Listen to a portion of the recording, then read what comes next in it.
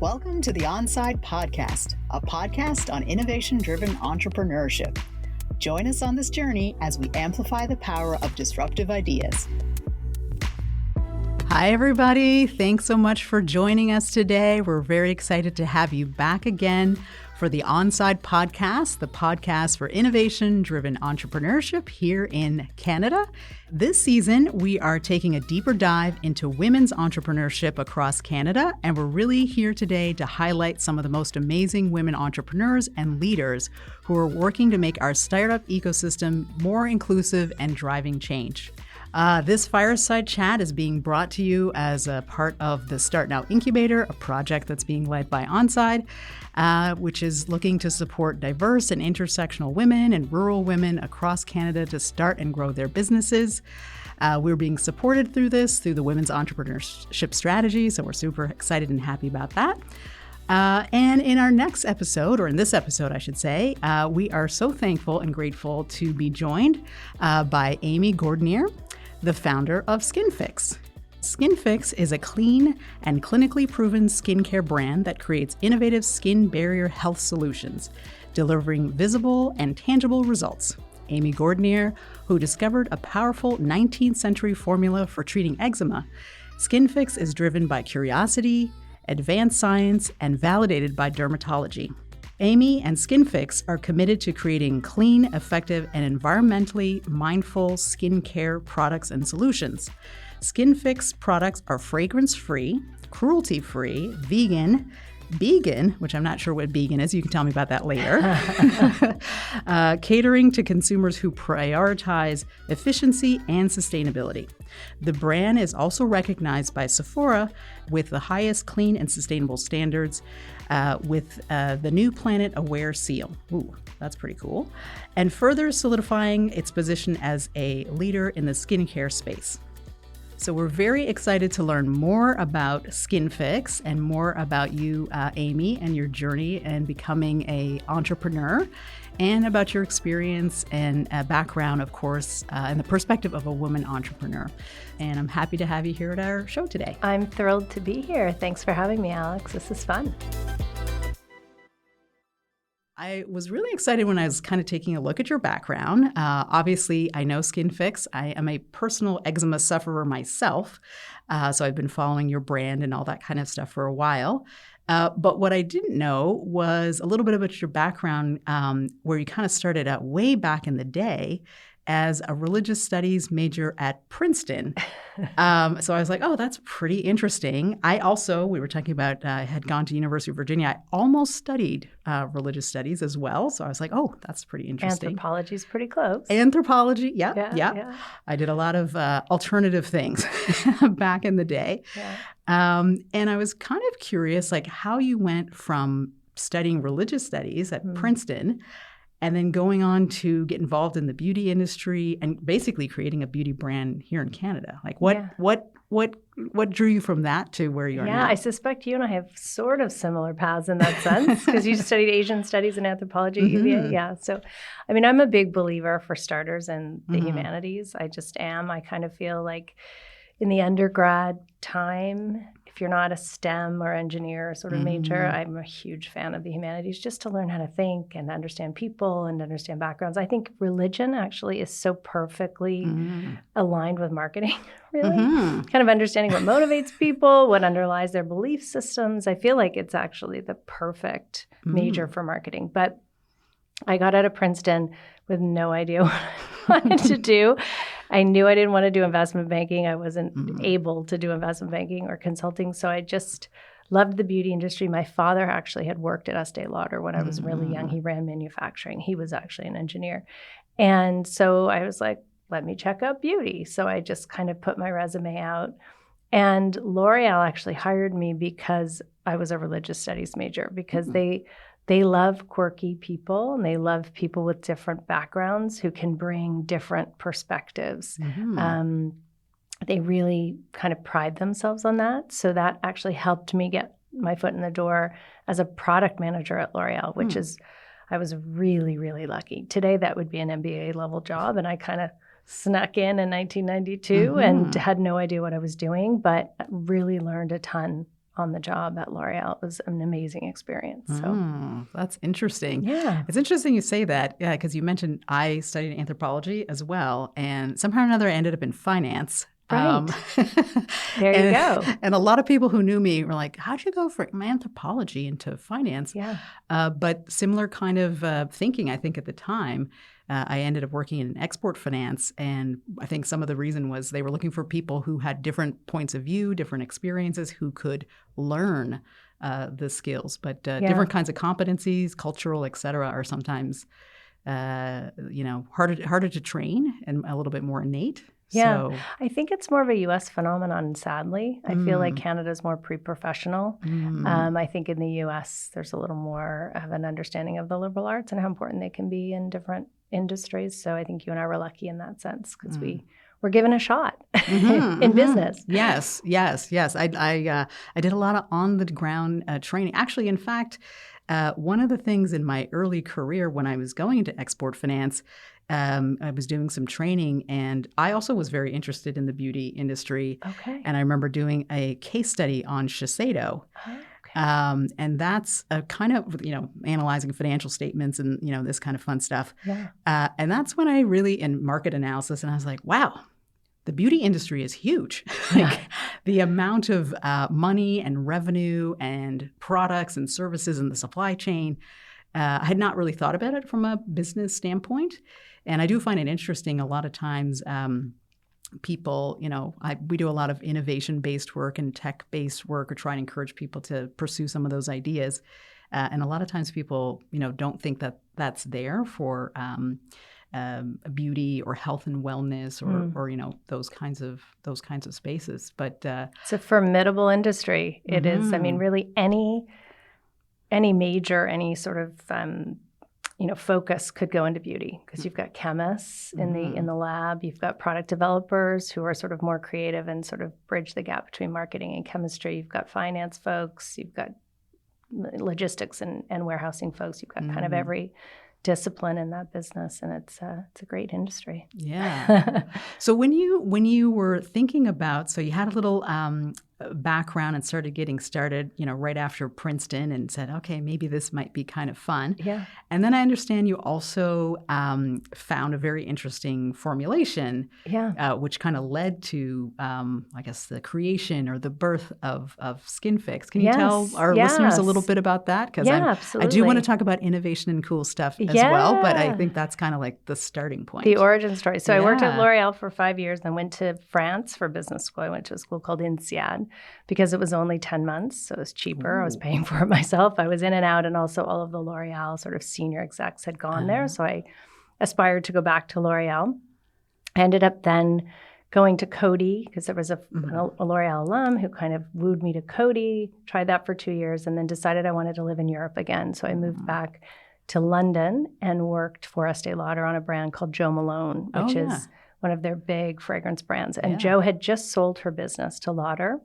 So I was the first sort of professional marketer to come into the business and kind of help them. They were in their earn-out phase, which means they've sold the business, but they still have to hit certain targets to get sort of a second chunk of their money, of their payout.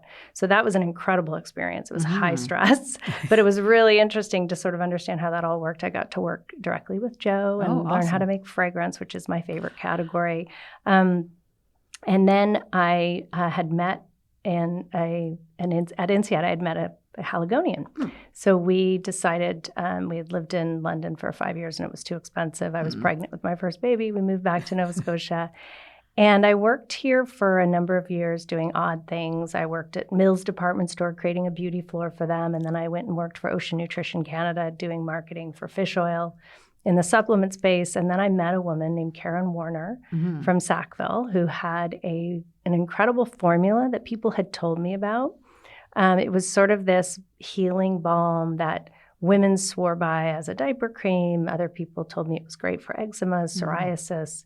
And I met with Karen, actually, Krista Bezanson from ACOA introduced me to her and said, maybe you can help her with a marketing plan. And we're looking to give her an investment, but she needs to find a matching equity investment. So I was helping her raise some money. She turned to me one day and she said, why don't you just buy this brand? You really have a passion. But what I loved about the formula is that it had a lot of active ingredients in it. Typically, back in the day in beauty, you would sort of sprinkle an active in and build a marketing story. And this had 4 Health Canada approved OTC active ingredients in it. But what I really, really loved is that over the decades that the family had been making this formula, it was originally created, compounded in 1870 in Yorkshire, England by her great-great-grandfather. They had emigrated to Canada in the early 1900s, and they continued to make it out of their home. And over the decades, they had collected literally hundreds of testimonials, letters from people who really poured their hearts out about how it had helped with diabetic foot ulcers. It had helped with a mother whose child had eczema and couldn't play in the sandbox at school because of the open wounds, and all sorts of things that people had been suffering with. And they talked about the emotional impact of these skin issues on their lives and their quality of life, and how this product had helped heal their skin when nothing else had worked. So that's really what got me. I said, I love beauty. I love the skincare space, but I really love this idea that it's a beauty product that's truly helping people. It was truly a wellness product. So I mortgaged my house and begged for investment from family and friends, and bought the business from the original founder and started the company sort of 2.0 here in Halifax. Okay. Well, that's amazing. Yeah. That's amazing. Well, I think it's really interesting about the active ingredients and finding things that actually work. I too am an eczema sufferer, so I am constantly trying to keep my skin healthy, keep it hydrated, not let things kind of irritate me. And it is you talk about kind of the emotional impact. Yes. When you're very uncomfortable, or if you're a small child and you're scratching, or you can't go out to school, or you have it on your face, it really has also has an emotional component in addition to your physical as well. So it definitely does. And it's really gratifying even today to read the testimonials that roll in on a daily basis, not just about our eczema products or our sort of therapeutics, but also even just about our barrier line that really helps to heal the skin barrier and give you healthier skin. We just get, the amount of passion and love for this product is kind of crazy. We have the highest loyalty and repurchase rate of any skincare product at Sephora North America, which is a huge testament to how well the formula, all based on the original balm, work to help heal people's skin. And that feels really good. It's not just a beauty product that we're, it's not just a commercial endeavor. It's really a sort of a purpose-driven business in that sense. I love that. Yeah. I love that. And you mentioned a little bit when you were kind of getting started, and I've heard this from a few people, borrowing, convincing your family. What was that like when you were trying to tell people, I have this great idea. I swear this is going to be, worth it, or how did you convince people that this was like the right path? And were there any people kind of along the way that you felt really helped you? You mentioned ACOA, which is Atlantic Canada Opportunities Agency. So how did you convince people? And then were there some folks along the way that you thought were instrumental? Yeah, frankly, it was mostly people like my father and my brother initially, and friends, because it was very hard to convince people who weren't sort of connected to me and didn't feel a sense of obligation, very honestly.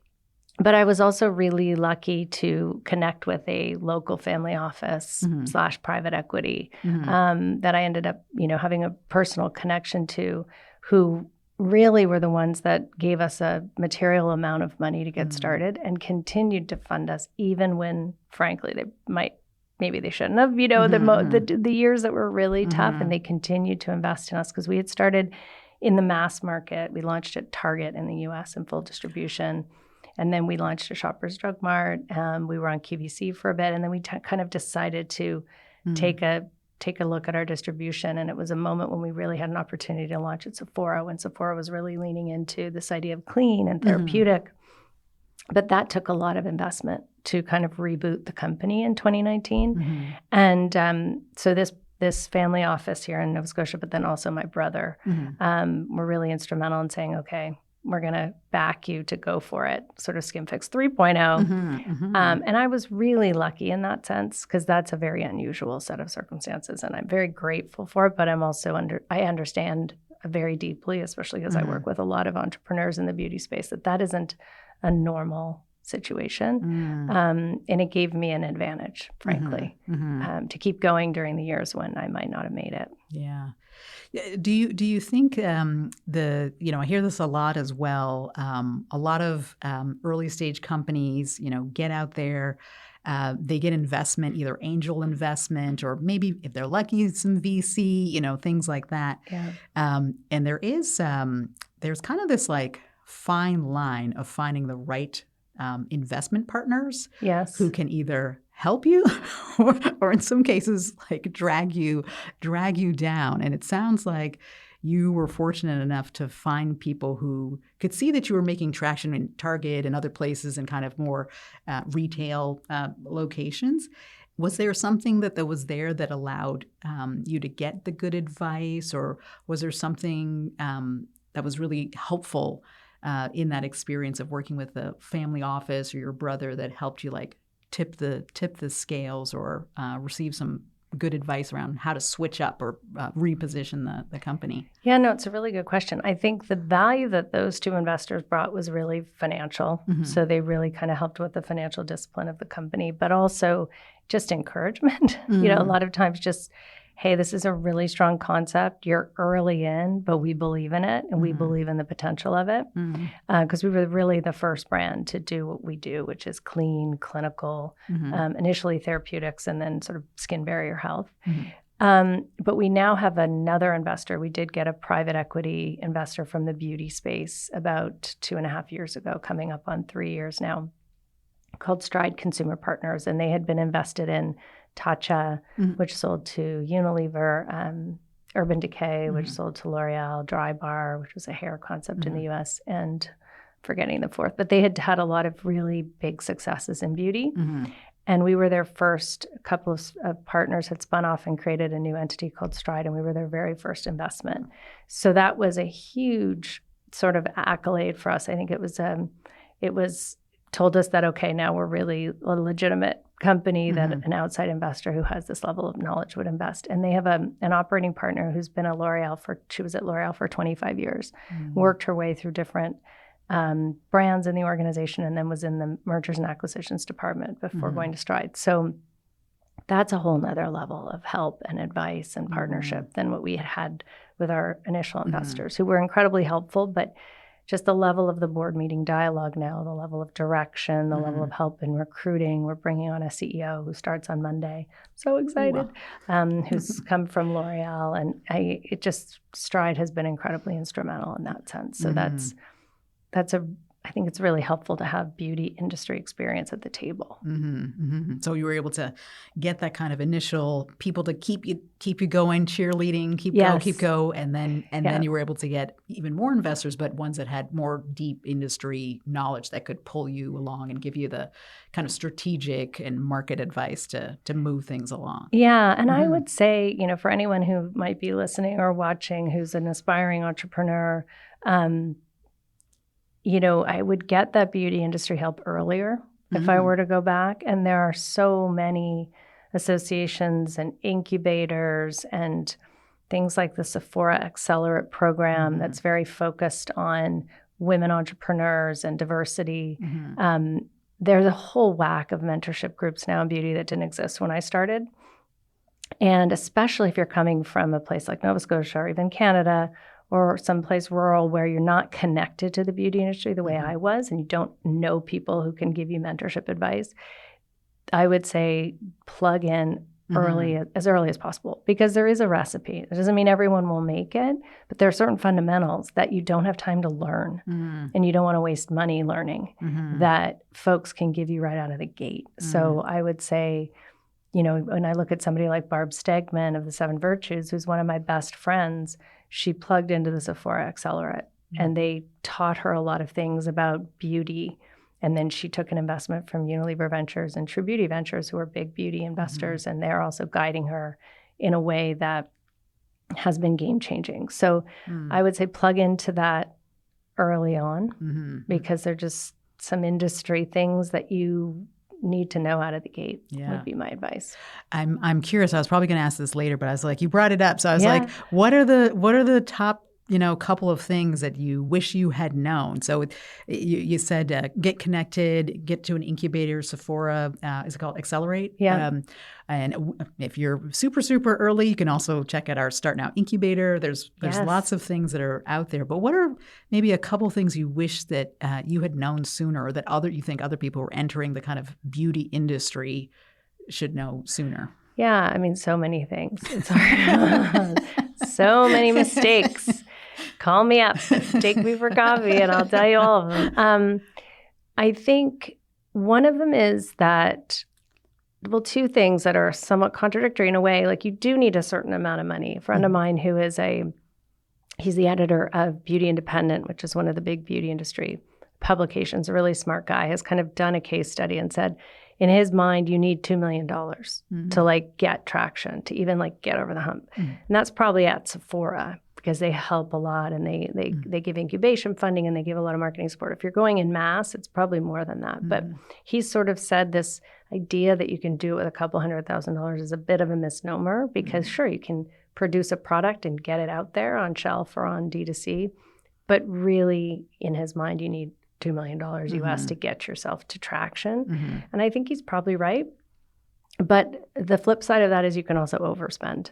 And I think that's what we fell victim to, because we were, with investors who had sort of big dreams and big ideas, who are used to building billion-dollar companies, and they were like, go for it. Let's compete with CeraVe. And that was ridiculous. We shouldn't have tried. So out of the gate, we spent a lot of money really trying to compete with these. We were on a shelf with CeraVe and Aveeno and all these big brands owned by big multinationals. And we were the first clean brand to be put in the conventional set and the conventional planogram at Target. So we tried to compete, and that was really dumb. And I think one of our mistakes too is we did a national launch with Target, all 1,800 doors in one go.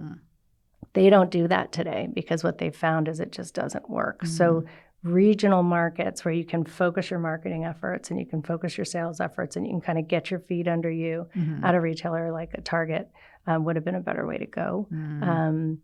But yeah, I think just, you need a certain amount of capital, but also don't overspend. Try to really show some financial, diligence, and just be really bootstrap as much as you can. Yeah. And that's probably true. Maybe you do need $2 million. Do you need it on day one?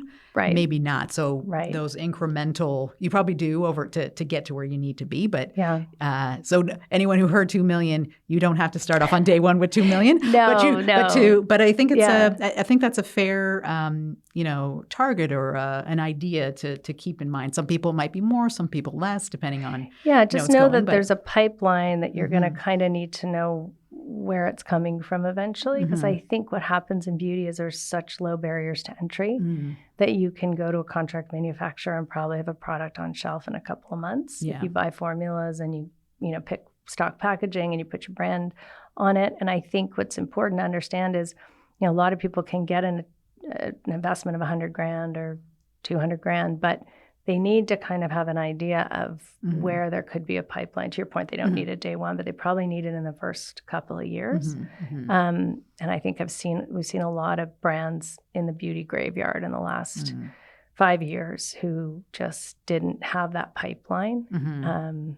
Yeah. A couple of weeks ago here in Halifax, they have the Wonder Woman conference. And Jen Harper, who is the founder of Cheekbone Beauty, she was there. I got a picture with her. I was like, oh, this is so cool. She had on a pink suit. So she kind of told her story as well, and her journey to getting into Sephora and trials and tribulations and things like that. So I think, it might start small or in your basement or something like that, but to get to where you are or where Jen has been able to get the support and the financing you need along the way might be a bit more than maybe people are thinking. And I think too, just sort of understanding, you have a finance background, kind of, okay, well, what are the benchmarks that I'm going to need to hit to activate that next level of funding as well? Just kind of understand, like, what does success look like? Launching at retail is unfortunately not success. It's actually a lot easier than you think it is. Getting into a Sephora is hard, but there are a lot of brands that get there and don't make it. So sort of like, okay, well, what is making sure you talk to the retailer and say, well, what does success look like? What do I need to achieve to get to from 4 SKUs to 1 shelf, from 1 shelf to 2 shelves, from 2 shelves to a gondola, so that you kind of understand, what that trajectory will look like, and then you can make your case to investors along the way that you're hitting those benchmarks and you're showing success and momentum and unlock more funding. But it's tough. The funding part is the hardest part, I think. Yeah, I think, and the mental fortitude. Yeah, the mental fortitude. Yeah, to keep it going. Yeah. Well, one thing you've touched on, and you've mentioned a couple of your, brands and things like that, or areas of themes of focus. I'm always interested in this, especially for beauty or health and wellness, or pretty much anything. What's the role that curiosity and innovation kind of play with SkinFix? Because you started out with one, formula, one product. Yeah. And when I go to Sephora, I see a whole shelf full of wonderful things that I'm rubbing on myself. Yeah. So what is the role that kind of curiosity and innovation play kind of in your? It's huge. I mean, product is the engine. If you're a Sephora brand in particular, I think, marketing is incredibly important, but product is the engine, and it really starts with product. And Sephora won't put a product on shelf unless they think it's innovative. And sure, there's some aspect of Me Too. There's some aspect of, we see a lot of momentum in this category, so we're going to launch a product in that category, but you better bring some point of differentiation or they're not going to take it. And when they're 80% of your distribution, if they don't take it, you don't make it. Yeah. So I always say that to my team. I'm like, if they don't like it, we don't have anywhere else to launch it. We can launch it on our own .com, but it's not going to be enough volume. So curiosity is really important. And I think in the case of SkinFix, because we were such a specialized brand, we were building products from the ground up to treat skin concerns and doing it with clean ingredients, which was really challenging and difficult. I had to really get a deep understanding of skincare chemistry. And a lot of brands will go to a contract manufacturer and they have a library of formulas and they'll take one and they might tweak it to become theirs. We build from the ground up because we're treating a skin disease and I need to work with derms. I need to understand what's out there in terms of prescription therapeutics and what's out there in terms of natural ingredients that have clinical efficacy, because I've got to also make sure that the derms are going to be on board with what we develop. We sell in derm offices as well. And then every single ingredient is thoughtfully put together and stacked to deliver on our proposition. And then we put our products through clinical testing that's pretty rigorous to show if it delivers. So curiosity is super important because we've got to first come up with something that doesn't yet exist on the shelves of Sephora in some way, shape, or form. And then we've got to really kind of dig in and build it. And not only do we have to deliver the ingredients, we have to deliver on texture, we have to deliver on packaging experience, on color. The whole sensorial side of beauty is really important, especially in a Sephora environment.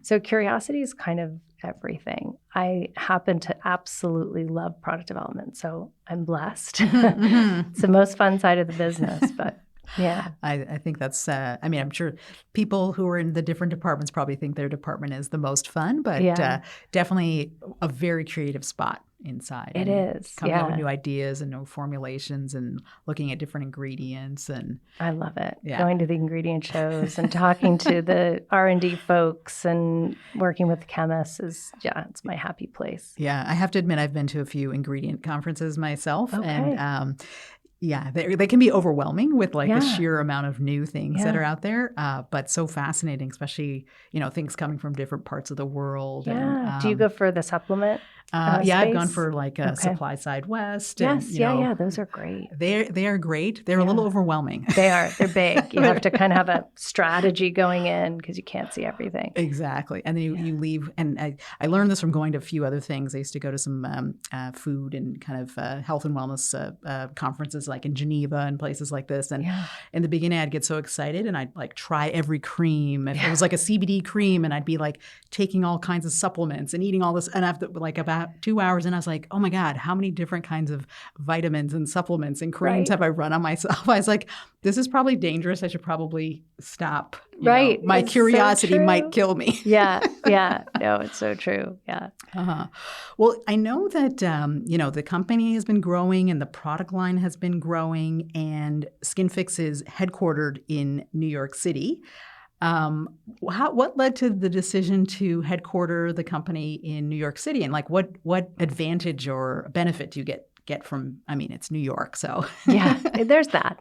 No, I mean, it's a good question. I mean, COVID happened, and we had an office down on Lower Water Street in the Brewery Market on the third floor, which we loved, which was beautiful, and then COVID happened, and our lease was just coming to an end, thankfully. So we all went work from home.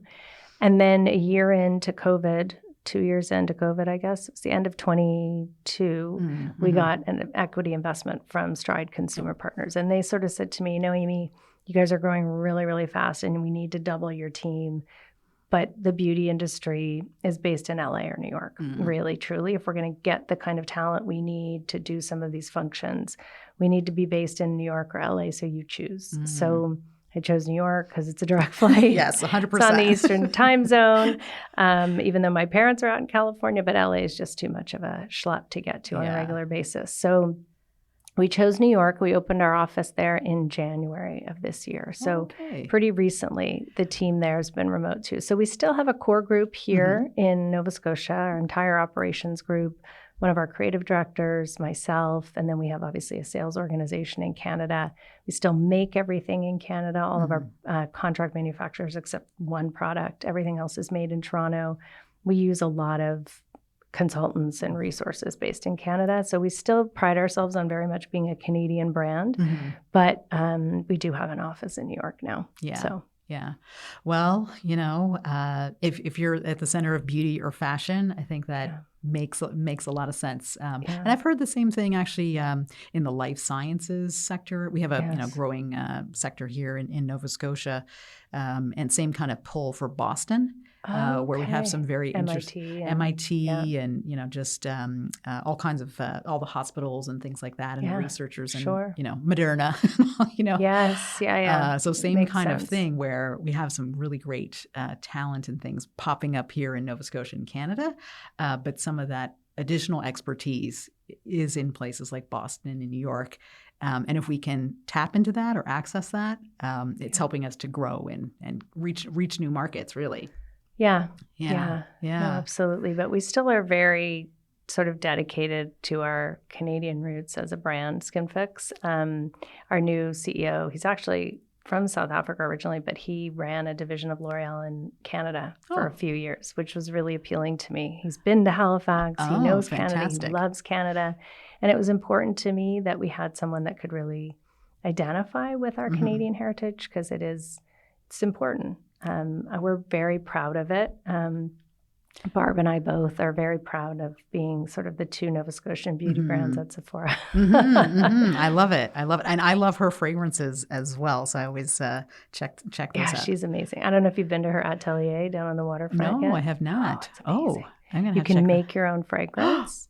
My daughter's working there. She's in love with it and in love with Barb. She's such an incredible human being, but it's really cool. It's at Queen's Mark next to Bar Sophia, and I encourage everyone to go. Make your own perfume, spend an hour there. It's just like Alice in Wonderland. Random. Well, I'm definitely going to do that. We have team time every month, so maybe we have to do a little team time and make some perfume. I see the team is over there in the window. They're looking. They're like, yes, let's. Yes, she does group events, and she'll bring out Prosecco and do it. It's super fun. That's so well. You know what?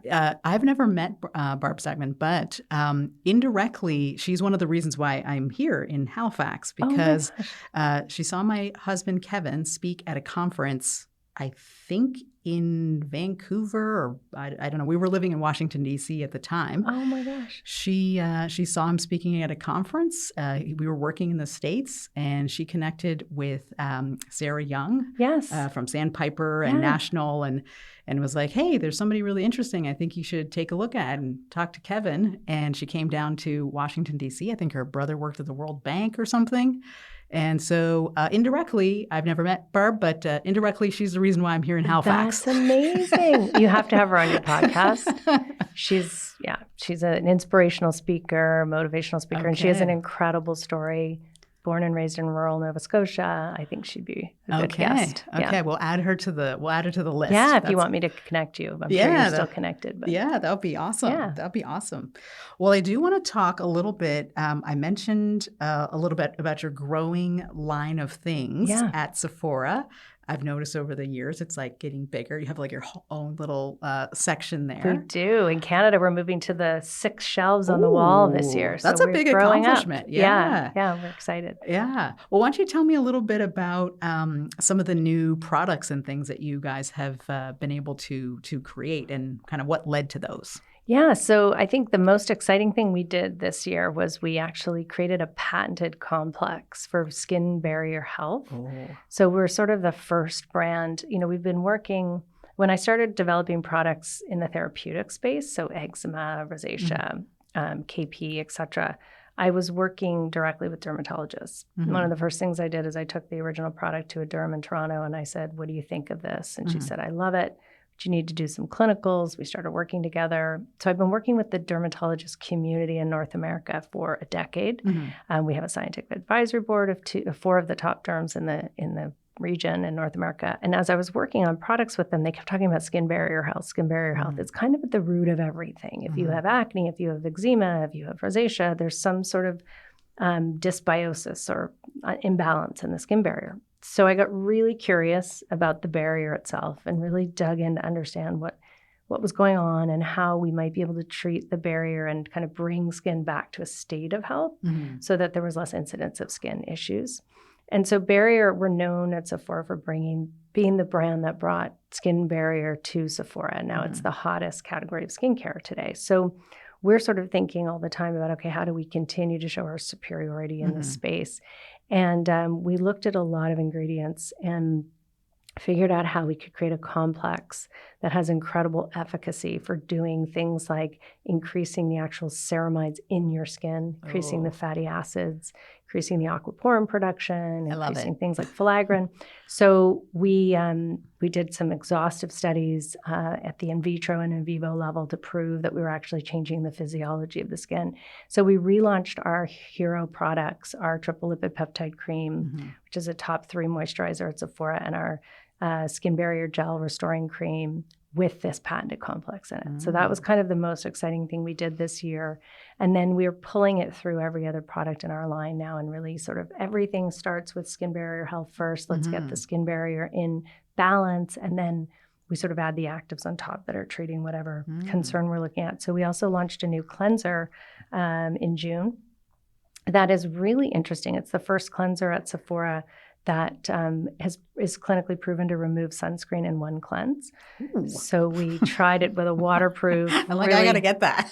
Yeah, especially in the summer. We want, as a derm brand, we want everyone wearing sunscreen, but we want you also removing it. There's no value in having sunscreen on while you go to sleep. So it takes sunscreen off in one cleanse, and then it has a really cool ingredient that helps protect the barrier when you cleanse. So that's our latest innovation, and more to come. That sounds. Well, I'm anything. As I said, I've had skin problems my kind of whole life, so appreciate the sunscreen issue and getting it off. And then, if your skin's too dry, especially if you have eczema or something else, like your skin gets cracky. And I try my best to stay away from all kinds of things that are steroids, and it as a precipitous cycle. So I'm really looking forward to checking these things out and trying. Well, I'll send you some. I'll send your team some. Well, that sounds amazing. I forgot to ask you this when we were talking a little bit about New York and kind of what's happening there. But obviously, you are a female founder, a woman founder. Yeah. And you mentioned kind of over COVID, recognizing an opportunity to move into the U.S. market a little bit further with your company, get resources and people and talent to really help your company grow while keeping true to the Nova Scotian Canadian roots. But I'm actually kind of curious around what's that transition been like. To be a female founder who's from Canada and now kind of operating in the U.S. environment. What is that like? Yeah, I mean, I think I'm a unique case because, like you, I'm actually American originally. And so I'm dual. I've lived here for 20 years. Same. And I worked in the beauty industry in the US. So I think that Barb and I talk a lot about this because I really mentored her and connected her and plugged her in and really pushed her to get to New York and to go to things like the Women's Wear CEO Summit, to get involved with CEW, to get involved with Beauty Independent, Beauty Matter, because it's really important to be visible in that ecosystem. And so I was lucky because I came from the ecosystem, so it was natural for me, and I still have a lot of friends and colleagues in beauty, so I kind of plugged right back in. I've talked to Jen Harper also about that. I think it's really important. There are a lot of people in that community that can support you and can help you and can connect you. And the U.S. is, a much bigger market in beauty than Canada, although Sephora Canada punches above its weight and is 30% of the North American market for them. So it's a big chunk of the business, and Sephora Canada are great partners. But yeah, I was lucky because I kind of already had that embedded sort of connection. But it's important to spend time going to some of those industry events and networking for sure. Yeah. Well, luckily, it's a lot easier to do nowadays, like in person and getting back out there. That it was a challenge, and I think for women entrepreneurs, kind of starting out, you're lucky you had some connections and had kind of totally at least had some investment on the way, but. If you were trying to launch during COVID. It was tough, but be bold, reach out to people like me, reach out to people like Barb. If you aspire to be in the beauty industry or you're getting started in the beauty industry, we're happy to help. We're happy to connect people. Just the way that Barb connected your husband to Sarah Young, like we just, don't be afraid to reach out to people in the industry that you want to be in or the industry that you are in who have connections, and ask them to help network you or give you advice. I think it's really important. And there are also, now that we can go in person, there are tons of grants. Yes. The Canadian government is amazing at supporting young business in Nova Scotia in particular. So there are tons of grants that you can get to go to these conferences supported by the government. And I would encourage you to do that. Well, what's something that you love about the beauty industry? And then maybe I was going to say, what's something that you hate, but I'll change that up to maybe what's something that you didn't expect? Yeah, I mean, I love this combination of creativity and business. As a religion major, I ended up getting an MBA because L'Oreal told me I had to, but I really was not my jam at all. I barely graduated. I was like, oh.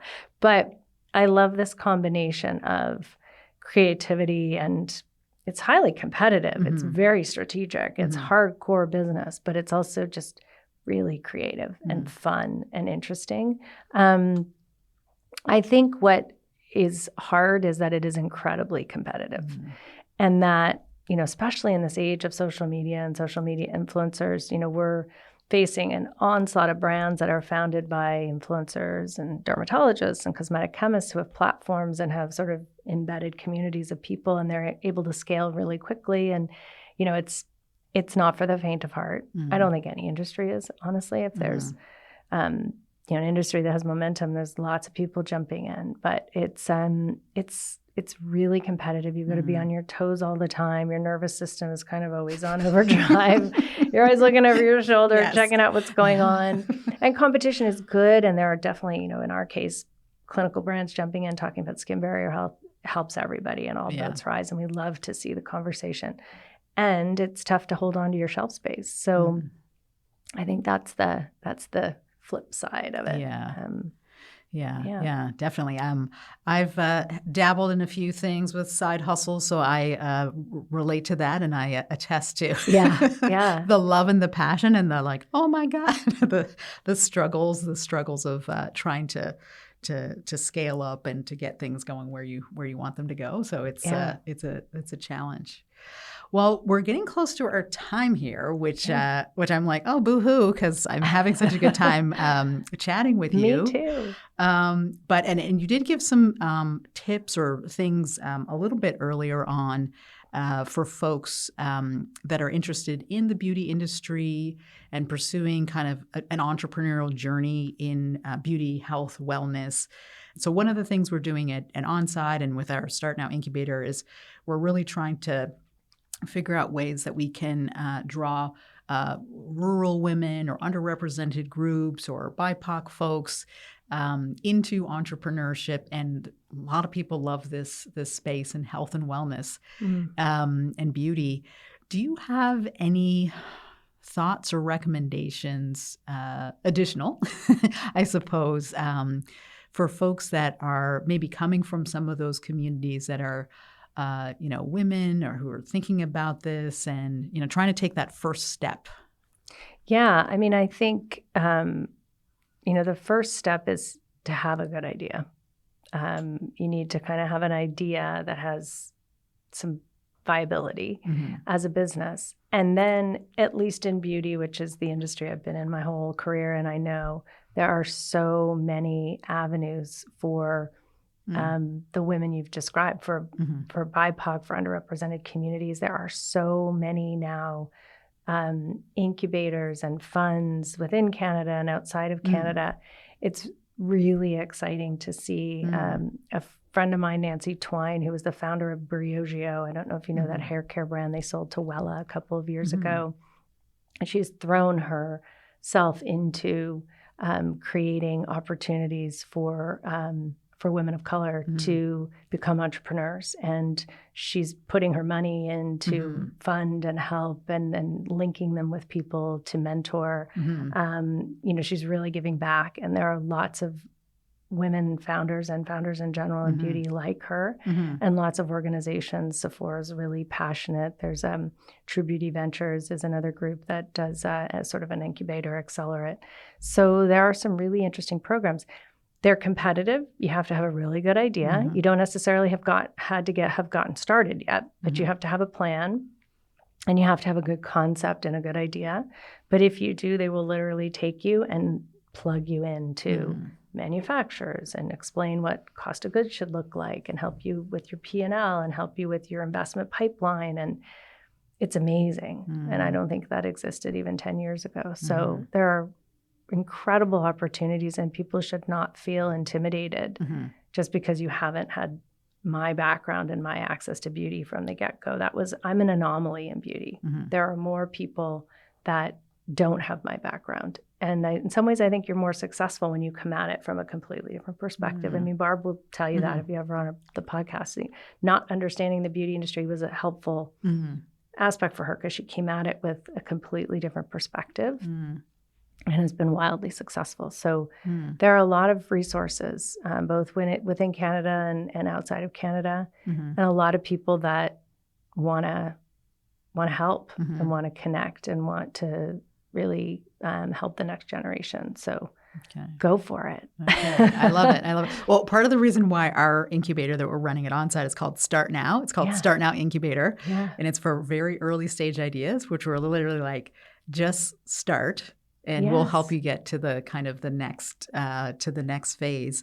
And you're right now through the Women's Entrepreneurship Strategy, which is in Canada, there's a lot of funding that's available for women going into retail, women going into tech, just all kinds of things that are out there. So I really want to encourage anyone who's listening to maybe listen to some of the resources that Amy has suggested and Google, look up all those good things. ONSIDE, Start Now Incubator, and Women's Entrepreneurship Strategy. You'll find tons of resources. Yeah, and reach out to people in those industries to help vet your ideas. And not everybody will respond, but some people will. And you'll get people that'll be willing to look at your business plan and give you feedback and just, be bold. Yeah.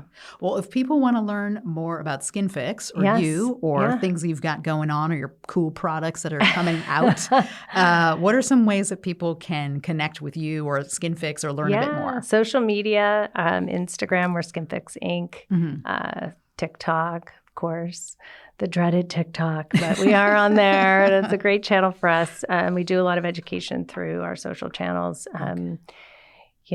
We post some things on LinkedIn about what I'm up to. I'm not personally very active on social, so you'll be very disappointed if you follow me, but you're welcome to. You'll see the odd post of my dogs and my kids, and that'll be it. Yeah. But yeah, also our website. Okay. Is a great resource. Okay, that's awesome. Well, I want to thank you for coming here today. For anyone who wants to learn more about the ONSIDE podcast, you can find out more information on our website, which is onsidenow.ca.